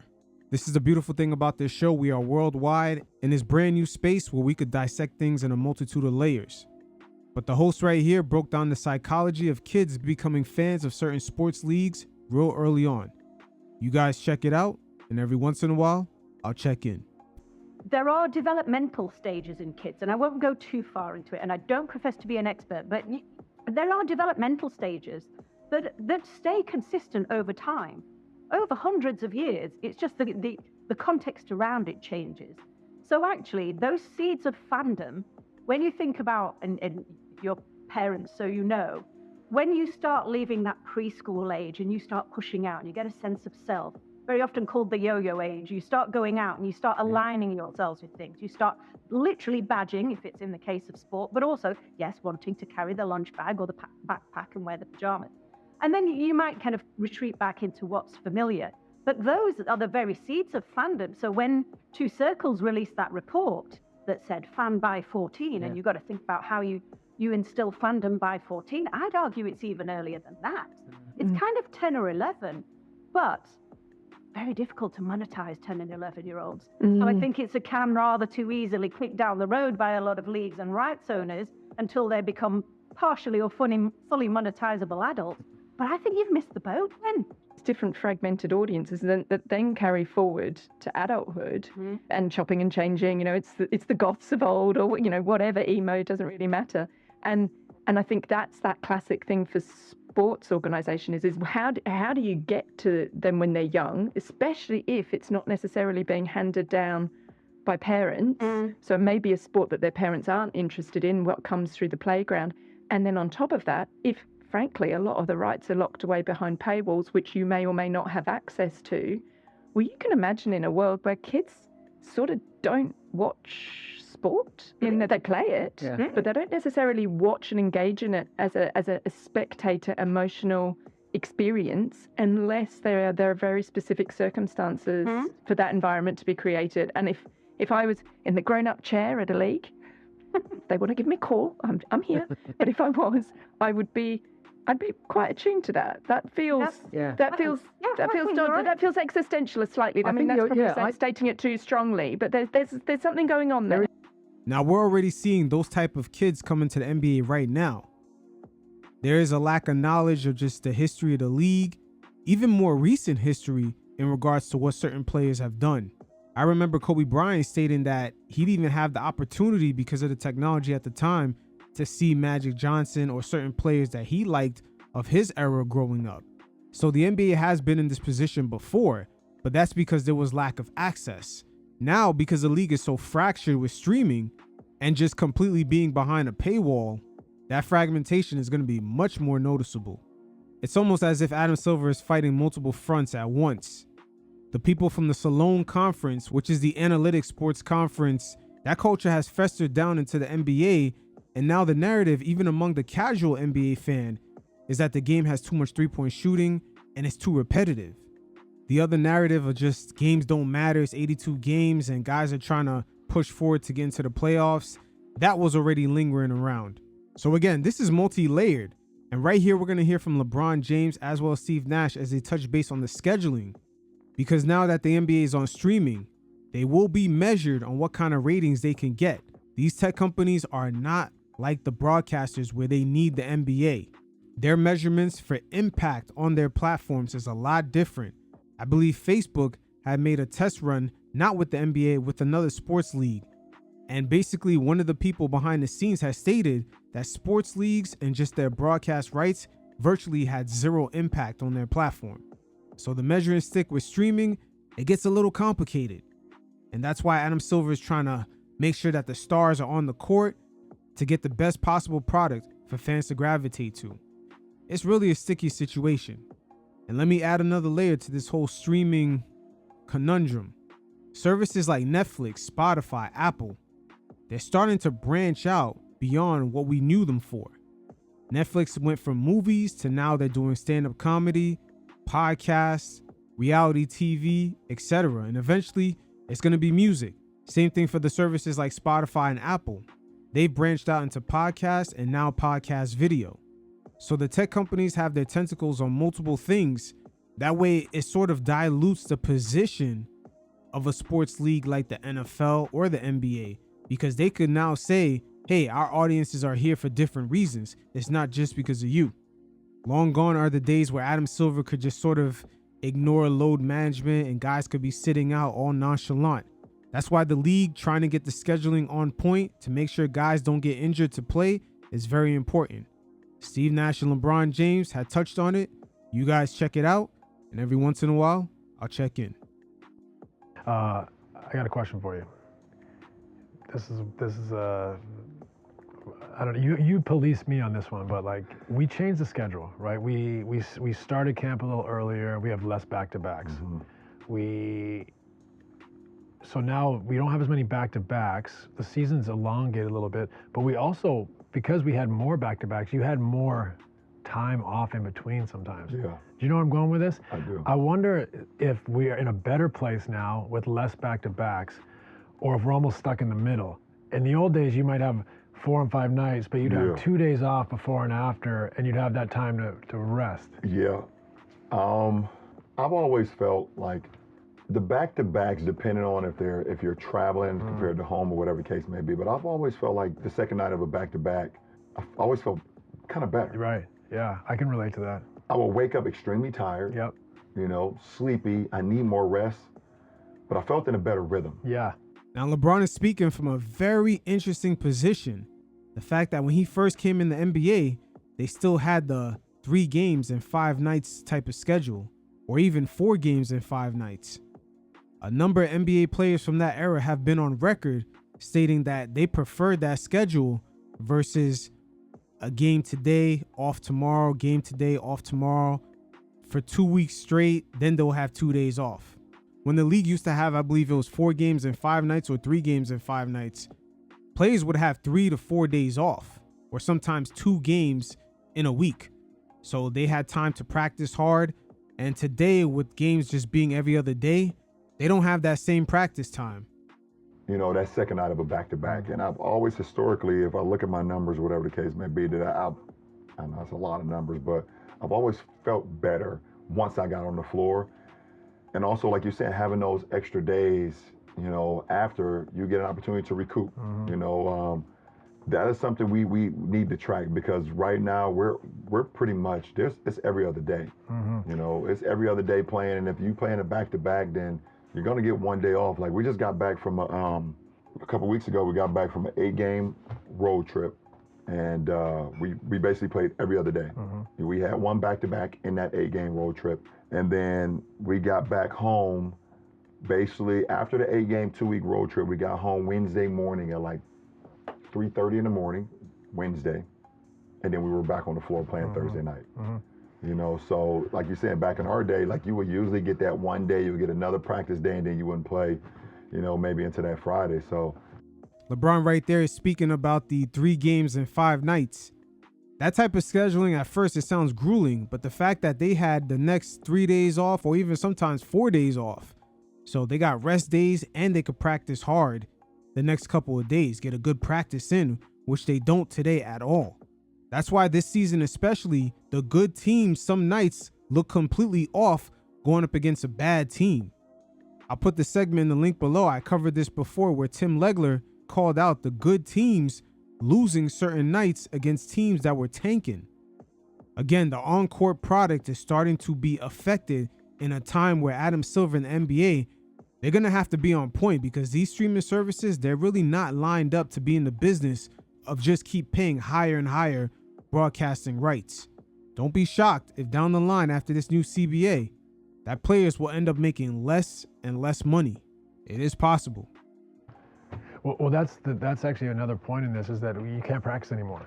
Oh no, I don't remember the last time we actually practiced. Right, you can't, and that's also rightfully part of the performance teams. Now, you know, when I left the league in 2014, you know, your performance team was 4 or 5 people. Right. Now it's 10 people. That's minimal too. 10, yeah, plus, and they're much better resumes and degrees, and the wealth of knowledge of those 10 to 12 people. So they're going to say no, like, we're shutting everyone down to the maximum they can between games.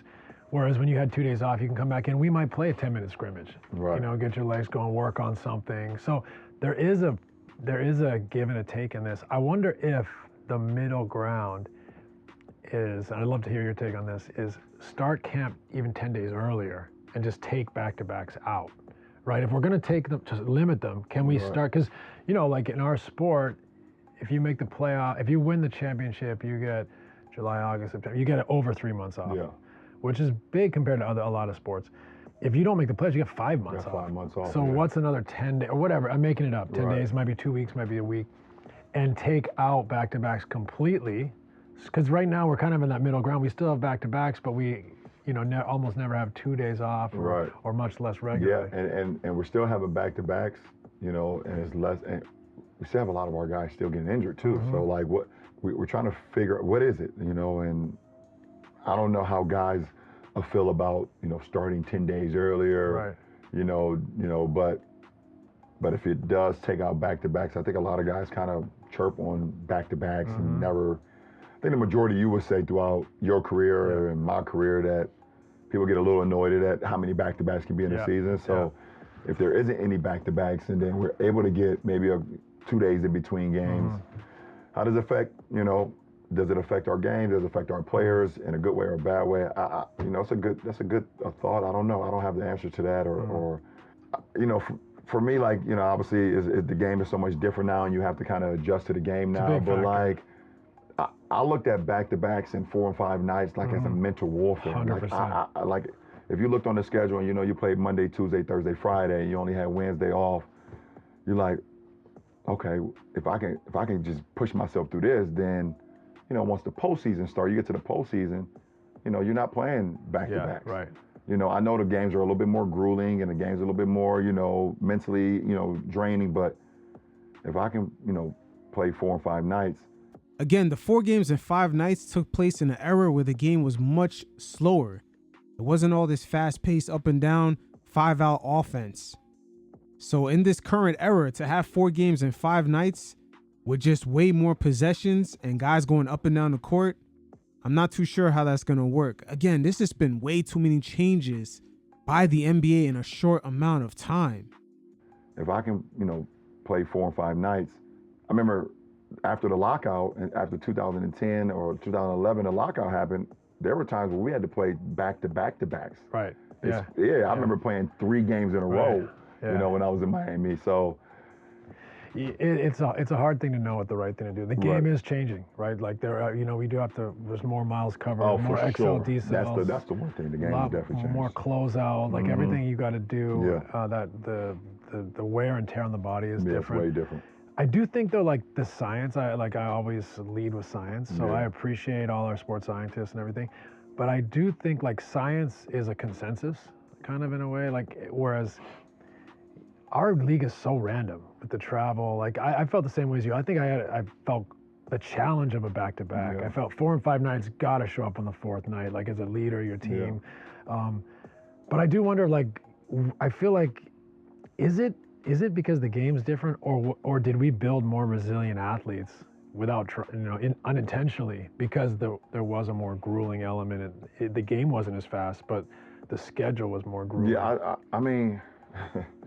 It's definitely a deeper conversation, deeper thought. I do feel like the athletes, the way I grew up, that you really, there was really no excuses. Right. We would.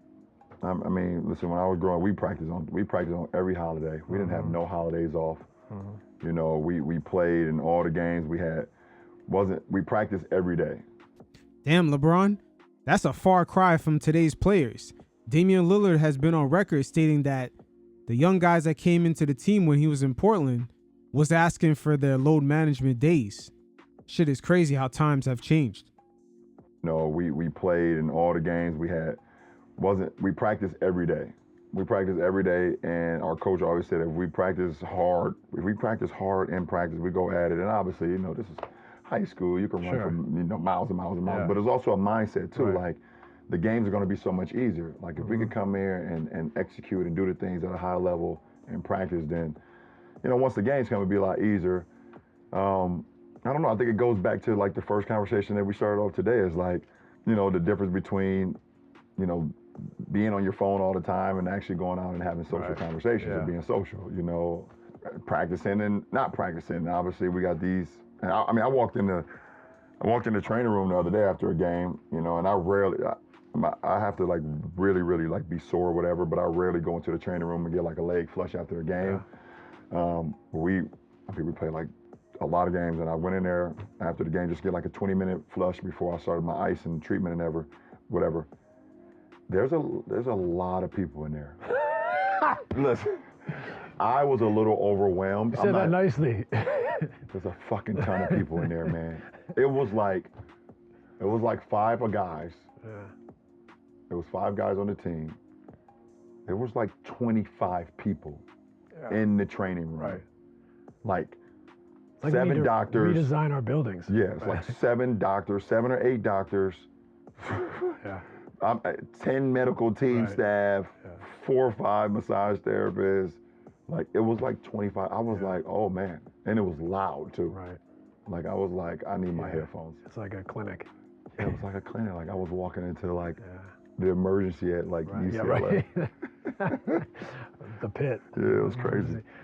It goes to show you nowadays that players, because of the game day off, they have their own routines, their own trainers. Guys are getting handsomely paid and they're reinvesting into themselves.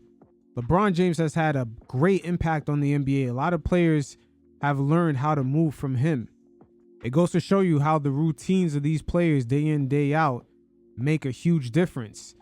When Adam Silver's trying to fix the All-Star format, he should look more into some of these guys' trainers getting flown out and having their clients continue to go through their daily routine so they can actually play hard in the All-Star game. That right there may be the main ingredient to fix the All-Star game. These long pre-games and halftime shows and just the everyday routine of some of these star players. It's just not there. I don't know. Like, and it's not, this isn't at all our generation's better. I love where the game's at. I love this generation of players. It's just these questions are interesting because everything has changed so quickly, like in our game. And I think we're thinking about it, but I still wonder, like, are we thinking about it the right way all the time? And there's no way to necessarily know that. Yeah, but, I don't know if no one has the answer. Obviously, everything is kind of just like trial and error. Trial and error. Yeah, let's try to figure it out. And the athletes, I don't know how much more athletic your guys are going to get, but guys are going to get faster, they're more athletic. Not only guys are getting faster, stronger, and a lot more skilled, but the compensation package is going to equate to it. Players will be eligible to make well over $70 to $80 to $100 million a year. Again, Adam Silver is battling multiple fronts. As right here, we're going to get into the more nuanced part with the NBA media kind of pocket watching some of the players, as guys will be making well over $80 million a year that are not considered top 5 players in the league. And initially, as this begins to roll out starting next season, there will be a gap as far as fans and media members trying to understand, why is this guy making all this money? Jaylen Brunson being one of those players that will be eligible for a nice hefty pay. But check out right here, as a local New York media personality questions if the Knicks should give Jaylen Brunson that large amount of money. Yo, the star player on my favorite team, Jaylen Brunson on the Knicks. Interesting story today in the paper. Jaylen Brunson, actually Vanity Fair, I think is where it came from. Pardon me on that. His contract's going to slowly come up. Yeah. And obviously he took a hometown discount, his last deal with the New York Knicks. So the Knicks could go out there and make some other deals, sign some other guys. He said, quote unquote, I hope that they'll do right by me. So let me define for you what choices the Knicks and Jaylen Brunson are going to have. And I'm going to tell you, despite the fact that I'm a diehard Knicks fan, which you know, I find this to be objectionable. Okay. So let me just give you the facts first, and then we'll get into it, okay? So Jaylen Brunson, in 2028, so after next season, he could sign a 4-year contract with the New York Knicks for a max total of $323 million. Yes. So that comes out to be ballpark 60 some odd $million a year. Right. Do I have the numbers right on that? Yes. Now, the reason is because with NBC back, the TV number went up and the players get a percentage of that total. I apologize. 4 years to 323 is over $70 million a year. I apologize for it. It'll go up as the years it's go. Actually, boy, my math sucks today. It's actually $80 million a year. Okay, that's so if he decides to redo his deal. Damn, the number is so high, Craig is fucking it up multiple times because he probably couldn't believe it was actually more than the 70. But this is the part of the segment where we kind of get more into the CBA because guys like Luka, SGA, Jason Tatum, Jaylen Brown, they're set up to make well over $90 to $100 million a year as the cap keeps going up by 10% every single season. Let's just start fresh, yeah? If Jaylen Brunson redoes his deal in 2028, it is a 4-year deal, $323 million. That's $80 million a year. That's right. If Jaylen Brunson decides to wait till 2029, then he gets a 5-year deal for $418 million, the same $80 million a year, just over, okay? Yeah. Now, I love the New York Knicks. Obviously, I love Jaylen Brunson and what he has brought to the New York Knicks, making them a legitimate contender. He gets all the credit for that. And, of course, Leon Rose for putting great pieces around him. But I cannot sit here today and tell you that we should be paying a basketball player, even my best player, $80 million a year. Now, Craig, I'm going to have to stop you right there. That $80 million a year is definitely what Brunson is worth, because that number is calculated off the percentage of how much the cap is going to go up based off of the television revenue. This right here is where there's going to be a gap between a lot of media members and the fans. If Jaylen Brunson is eligible for 80, imagine how much money Luka will be eligible for. Or even a guy like SGA, where he can extend, I believe, about 2 years earlier, even after he starts this new deal that will kick in, I believe, next season. Once again, because of this brand new television deal, you're going to have players making well over $95 million a year, up to 100. Best believe the pocket watching, it's going to get real. I can't make that make sense.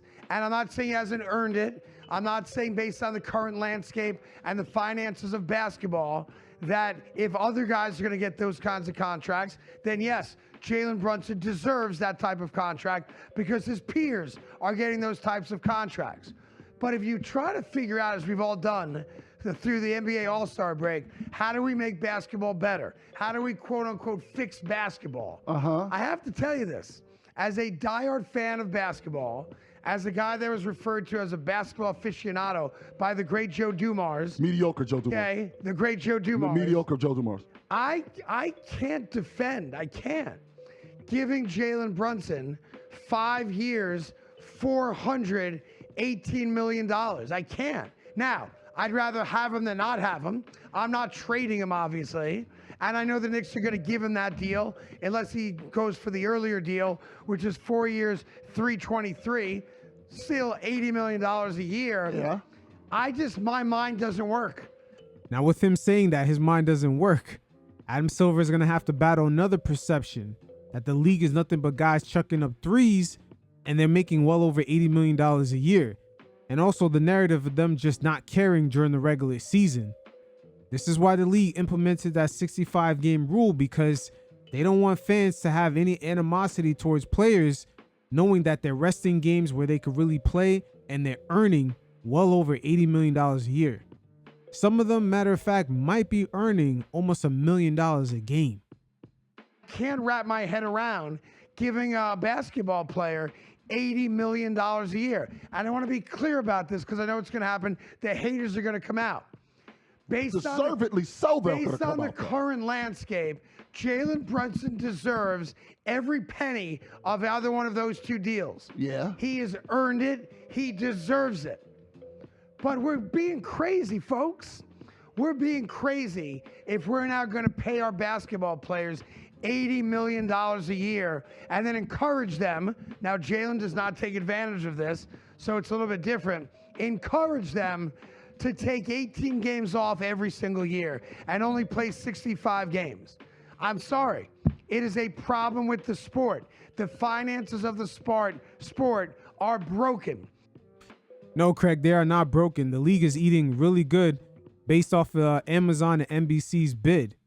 But this is where the disconnect is, because right now, the economy, the way it is, and the fact that all sports leagues will need the support of their local fans, there will be a disconnect if they start to see guys take too many games off. Again, Adam Silver is fighting multiple fronts all at the same time. Wait till Laker fans find out they're going to have to be paying Luka almost $100 million a year, and he can't stay in shape. You can't give a guy $80 million a year to play 65 games in the NBA. Why? I'm sorry. Yeah, but why? Because you haven't it's said crazy. Why. No. See, this is where because my ticket prices are too high. No, they're and not too high. My ticket prices are too high. Then blame the owners. We're giving out deals like that. that. No, they're not high because of that. That's a lie. Do not listen to Craig Carton about that. He's right. The ticket prices are not high for that reason. The NBA players are getting those large contracts once again because of NBC and Amazon's bid to get the rights to the NBA. But this money is not guaranteed, especially coming from the big tech companies going forward. Unlike the broadcast companies, the NBA is only a portion of their business. Amazon and Netflix, they do music, stand-up comedies, pay-per-view fights, or just boxing fights, WrestleMania. They're not in the business of an 82-game regular season and just having a bunch of inventory like Major League Baseball, diluting the overall fan experience on the platform. Good. That's not true. Why do you think ticket prices are Because high? the TV deal. This is simple. Do not listen to Craig Horton. Everything Craig said was wrong. Owners make money every on the word TV he said deal. was wrong. The TV deal. And the players get a percentage. Therefore, when the players were making $20 million at the max, it was because the TV deal, not the tickets. The TV deal, had nothing to do with tickets. They can give free tickets away. The money wouldn't change at all. Do not listen to Craig about this. I happen to be right. No, you're not. The truth of the matter is, all this is they bring in revenue. Yes. The league brings in a certain and the amount players get more than half the revenue. and they get 51% of the more than revenue. half. Okay, that's the way the deal was set. That was negotiated. Okay. They also put in basically with the second apron a hard cap to spread that money around the whole league. What Craig Carton just said is not don't pay the players, pay I the didn't say owner. that. I Yes, didn't you say are. that. Craig, if I'm the money, no, saying Craig, stop. I can't Craig, give a guy $80 million no, you to can, play Craig. basketball. No. If you don't give him that money, where's the money go? I suppose that it would stay in the owner's pocket. Right. So what Craig Carton just announced, everybody, is he wants 30 billionaires to get all the money, and the players you actually watch play to not get the money. Craig is not the only one that feels that way. It's very unfortunate, but Tyrone Johnson right here spitting facts about the money not necessarily changing if the owners gave away the tickets for free. But I don't know what it is, if it's animosity. Unfortunately, the fans always tend to side with the owners when it comes to money and not the players. Something I never understood, because the players within these mini sports leagues, they are the underdogs. Just because they get $20-30 million a year or whatever it is, make no mistake about it, the owner and the evaluation of the team is making almost 5 times that. A perfect example is when LeBron James exercised his right to enter free agency and go to the Miami Heat. But yet we don't see the same energy when teams ship away certain players, not only to go under the cap and not pay luxury tax, but they also start to tank starting in the beginning of some of these seasons. It's a very strange dynamic, but when it comes to sports and just the overall players, the fans tend not to side with them when it comes to money. Ask you a The question. percentage is the same, Let me Craig. ask you a question. You're a small business owner, right? Yeah. Should you be allowed to make money, or should the people that work for you make all the money? They should. The owners are poor now. This was negotiated. If I sit down and negotiate with, See that right there? The owners are poor now. Subconsciously, I don't get it, but the fans side with the owners when it comes to money in the sports leagues. It makes no sense. But this very same situation in any other aspect, when it comes to just everyday life, it could be a company like Walmart, they side with the workers. Should you be allowed to make money, or should the people that work for you make all the money? they should. The owners are poor now. This was negotiated. If I sit down and negotiate with the cleaner of the department, right? And I say, I'm getting this amount, you get percentage. So right now it's $100. Yes. Right? So right now I get $49, and all of you, So as a 'cause it's just business one owner, million- I'm just asking you, would you have signed up, you busted your ass to build a business, Yeah. right?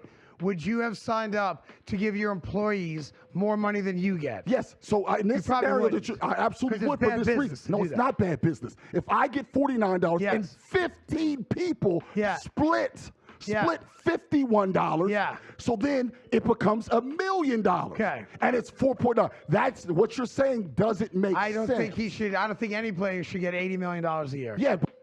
And that's the problem right there, Craig. That is a problem. The owner not only benefits from the evaluation of the franchise going up, but he also earns more than what the top player makes on the team, and he gets to leverage being the owner of the team to get into other businesses. We've seen Joe Lacob do that with the Golden State Warriors. They're into real estate. They even collect commercial rents. They got restaurants. The Golden State Warriors don't have to play in that stadium in order for them to make money. So no, the owners could leverage this team and make money off of it in ways the players never can. Matter of fact, what's going to be the net worth of the Golden State Warriors if Stephen Curry was no longer on the team? That's something that never gets talked about, because LeBron James, when he did return to Cleveland back in 2014, the net worth of that team jumped very significantly. But that's just an it's cuckoo for arbitrary Cocoa thing. Puffs. Yeah, that's an arbitrary and I thing, think though. here's the deal. And the reason I want to be very And clear you're preying on people who don't who make 50,000, and rather than help educate them, you're preying on them because they don't make $80 million. Well, I know it costs All $250 to go to a percentage. game to see my favorite team play. Yeah, that's because the I know garden's it costs expensive. almost $200 for you to see your favorite team play in Philadelphia. Yeah. And I know you're upset with your owner right now, and I understand why. Because it's he another doesn't story spend money. for another day. Yeah. But here's the bottom line. We are living in a bat-poop crazy world if we're encouraging guys not to play all 82, and we're giving them $80 million a year, and we're also saying to them, yes, we're giving you $80 million a year in this case, and we're telling you, you don't have to play in every single game. You see what Craig just said right there? We're encouraging players to play only 65 games, which is not true. But again, Adam Silver is fighting multiple fronts right here, because the narrative is players do not care about the regular season. And now fans are going to see guys are making $80, $100 million a year, sitting out certain games, making just barely under $1 million for that very same game. The optics for the everyday fan is not really good, especially in this current day economy. You can't make that make sense. You can't tell me as the owner that I've got to pay you more than half of my total revenue, but you don't have to play in all my games. Because how is that fair to me? And I'm a player guy. But if I'm telling my players that they can take essentially 25% of their annual workload off, and they don't take a hit financially, how is that equitable? Now, if you told me that I'm going to pay you $80 million a year, but I'm going to get you to play all 82 games, and people that come to the games get to see the best player who's making the most money, that's a much better argument.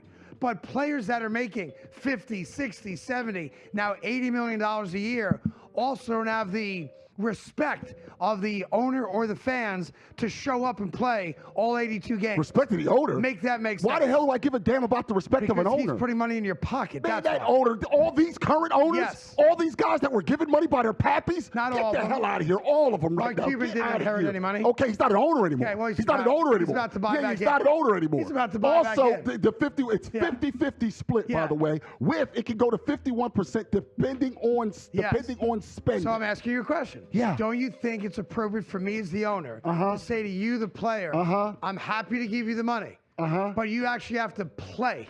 Is that not a fair comment? No. Why do players sit out? Why do players sit out? Because no, they're tell the soft. truth. No. Because they're no, lazy. No, they sit out because it's because the too only hard thing to that play. matters to fans is the championship. The fans don't care about games in February, except when players don't play. When they win them, they don't care. They use it as a way to bludgeon the players. That's a fact. Not a stated opinion. You know how many times you've taken phone calls, Nia, from people saying, I saved up all my money to go to that one game never once. to see my favorite Never player once. play. I've never heard that. And Joel Embiid's on the bench. I've never heard that. Well, then you're living your head in the sand. That's a fake Then thing. you need to get back on the radio to take those calls.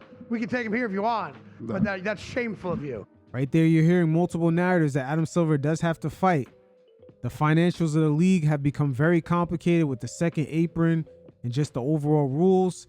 Fans now have to kind of be financially savvy to even understand how the cap even works. That's something that I have not been in agreement with the NBA, just structurally making it more difficult for the everyday fan to follow. And this is on top of just their games being on multiple streaming services. So right there, it's already hard to follow. But we'll see. There's so many layers to this. We didn't even get into the gambling side of it. Just guys kind of fucking around with the prop bets. Things are all over the place, but the cash flow, it's working. It's hitting right. And with the fans just having much more options than in previous years. And we're not even talking about the younger fans. We're talking about anywhere from the older fans that have been around for the glory days of Larry Bird versus Magic, another generation that's been around for Michael Jordan, Allen Iverson, Kobe Bryant, Shaq, LeBron James's earlier years. They actually have more options too today. They don't have to log into 5 streaming services to catch the NBA. But we'll see. The veil to all these different layers is definitely going to be unfolding as more time goes on. And I will be doing more of a follow-up on these type of nuances. So this will be a brand new segment I'll be starting, When You're Not on the Agenda, Volume 1, starring Jaylen Brown, as this season presented a very unique opportunity for him to showcase on what kind of player he was. And it's been a long journey for him, as a lot of us forgot. He used to come off the bench for the Boston Celtics when they acquired Gordon Hayward and Kyrie Irving. Brad Stevens, their coach at the time, had to manage many different personalities. Marcus Smart, Terry Rozier thinking that he was a starter, the politics of Gordon Hayward coming back off an injury, not necessarily being the same player, but yet he was one of the highest paid guys on the team, so he had to get played. Jaylen Brown had to wait his turn, and eventually he showed out. In the 2024 Conference Finals, as well as the NBA Finals, he won the Most Valuable Player award, and this season he's shown he can improve on his decision-making, which is one of his Achilles heels, but also he's had a number of shootouts with really good players, such as James Harden. Shit, even a game against the Clippers where he dropped 50 points and guarding the best player on their team, Kawhi Leonard. So right now, when it comes to the duo of Jason Tatum and Jaylen Brown as it stands today, some media members are starting to wake up and re-examine who actually had the better career so far. Evan Cohen and Chris Canty of Unsportsmanlike had touched base on it. You guys check it out, and every once in a while, I'll check in. Listen, I think Jaylen Brown is having a phenomenal season, and I get why everybody is saying he belongs in the MVP discussion. Big Perk has been saying this for a month, so a lot of people are just late to the party. Yeah. But I understand the lift that Jaylen Brown had this season on him, right? They moved on from Al Horford, moved on from Kristaps Porzingis, no Drew Holiday on that team, and oh, by the way, a first-team All-NBA player in Jason Tatum tore his Achilles in the playoffs last year. And your team is second in the Eastern Conference standings. Remarkable. That is incredible. Mm-hmm. And Jaylen Brown has been unquestionably the best player on the team. So in terms of Brown being a steady hand and upping his game and raising the level of everybody around him, he has done that. And that is a part of the criteria for anybody that's in the MVP discussion. But I just think it begins and ends with him being in the discussion. I don't think he has a real chance of being able to win because of some of the names that are ahead of him. Victor Wembanyama and Cade Cunningham, what they've done in turning around those franchises. Nikola Jokic is averaging 29, 12, and 11 or something like that. It's ridiculous. And then Shai Gilgeous-Alexander is shooting 55% from the field and averaging over 30. But if we're focusing on that word value, who has brought more value to their team that has translated in success than Jaylen Brown? Career highs in points, rebounds, and assists. You mentioned second in the East. They're sitting there at 37 and 19. To LeBron's point, no one expected the Celtics to be in this position. Not me. I didn't. After everyone that they lost in the offseason and then with Jason Tatum going down.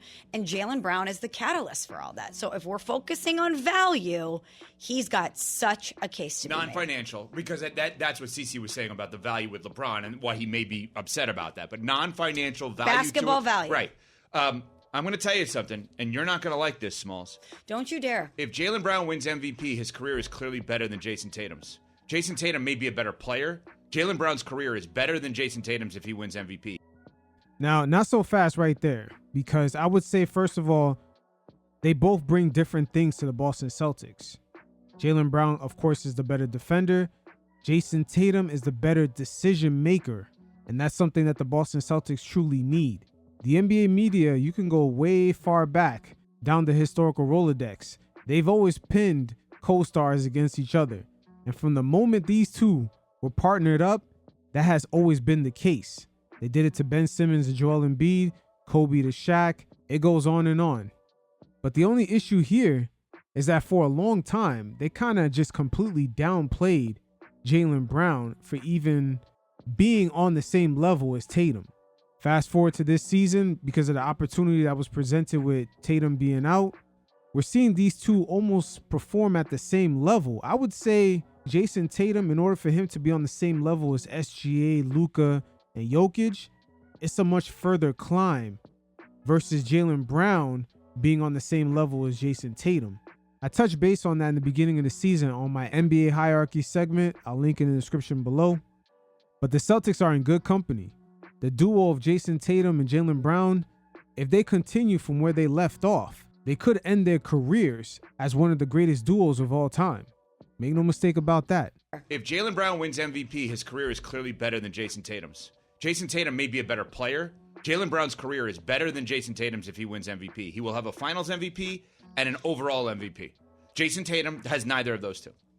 I think if you're doing a draft, completely healthy for NBA teams, who would you rather have? They would take Tatum, whose career has been better. If Brown wins, well, remember, they didn't want to draft Jaylen Brown because one executive said he's too smart for the NBA. Mm-hmm. He is damn smart. He's so. See right there, there's always been a downplaying of Jaylen Brown just off rip. Makes no sense. Who the hell doesn't want someone part of their franchise because they're too intelligent? Or even part of their organization? That doesn't even make any sense. So you're looking for dumb players being a legacy franchise like the Celtics? I know, but good for the Celtics. But it's ridiculous to say we're not going to draft the guy because he's too smart for the NBA. Yeah. Just because he lectures at Harvard and everybody.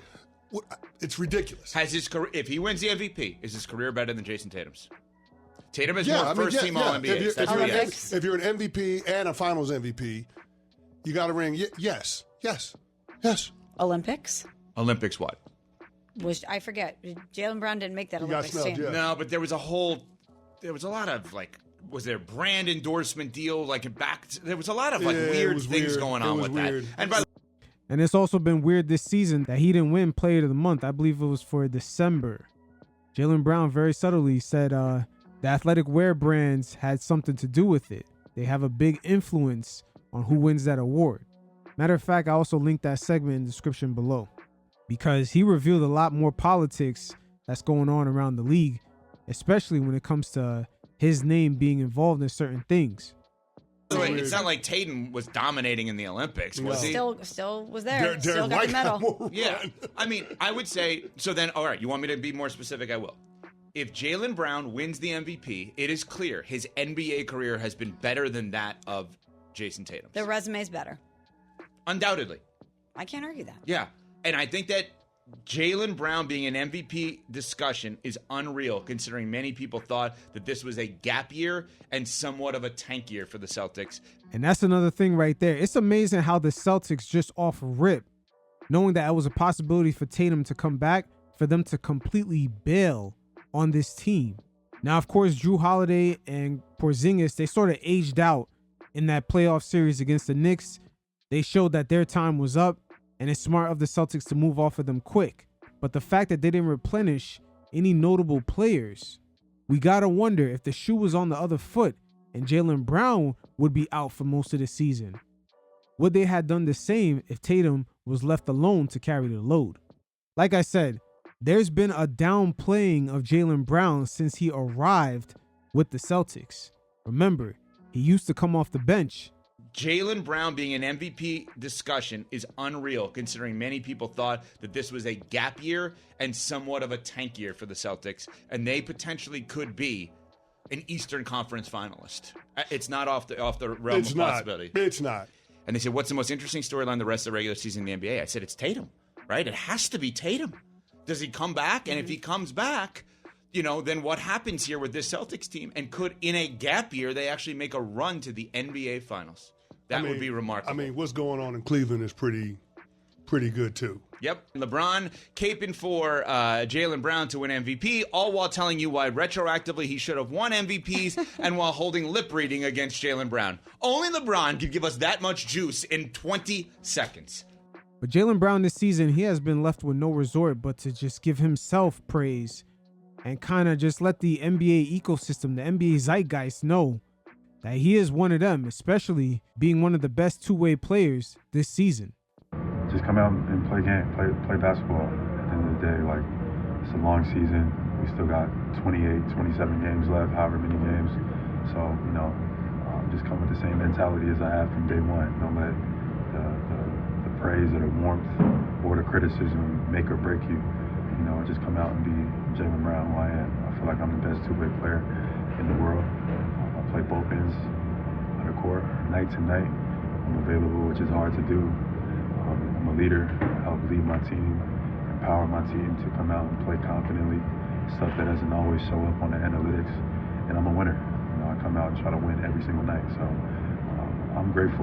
It's an honor to play the Celtics-Lakers rivalry. It's an honor for LeBron, who's arguably the best player to ever play the game, giving me some high praise. I'm just grateful. I wake up every morning, grateful, humbled, in the position I'm able to be in, and I come out and put my best foot forward every single day. And good for him. I noticed in the NBA Finals back in 2024, it's almost like you saw a maturation with Jaylen Brown and Jason Tatum. A lot of the outside noise coming from the media trying to divide the two, it was no longer in the way. They had such a command of their team and just the overall floor. It's something that they should be given way more props about. And for this current generation, Jason Tatum and Jaylen Brown are definitely the most accomplished, and it's not even close. All those conference finals that they made, losing the NBA Finals back in 2022 against the Golden State Warriors, learning the lessons from that, and then completely dusting that Dallas Mavericks team, who was really low-key one of the best teams post-All-Star break back in 2024. Those two fellas are still lined up to definitely make history. And for them, I would say they should be on the lookout for the duo of SGA and Jalen Williams. An NBA Finals meeting between the two could be epic. But we'll see how it plays out. The Celtics fans, as well as their media, should come to the defense of Jaylen Brown a lot harder and a lot more quicker. The same way you see the Kobe Bryant stands represent their guy. Same thing for LeBron with the Cavaliers. Russell Westbrook with the OKC fans. That kind of love is what Jaylen Brown is missing. I don't get it, but it is what it is. You fellas definitely hit up the links in the description below. Check out my NBA True Story playlist. And until next time, y'all stay safe. Peace.